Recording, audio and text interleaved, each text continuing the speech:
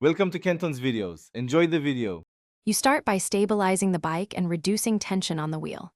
First, park on level ground, engage the stand, and cut the ignition so nothing moves. This prevents accidents. Next, while the wheel is still touching, loosen the axle nut about 1/2 to 1 turn to relieve torque.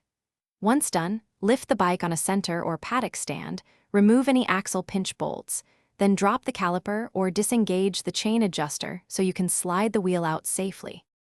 Now you'll separate the tire from the rim. Deflate the tire completely and remove the valve core so air leaves quickly. This collapses the bead.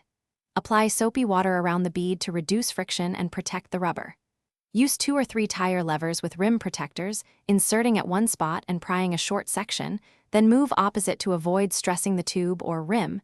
If you have a bead breaker tool, use it first to free the bead. Continue until one side pops off. Finally, remove the tire fully and take out the inner tube, inspecting both for punctures, cuts, or rim strip damage. Replace what is compromised. Clean the rim and fit new rim tape if needed, then mount the new tire onto the rim following directional arrows and install the tube partially inflated to avoid pinches. Seat the bead evenly and inflate to low pressure, then to the recommended PSI while checking bead alignment. If the bead refuses to seat, reapply lubricant and use short, controlled air bursts to coax it into place. Thanks for watching. Consider subscribing if we helped you.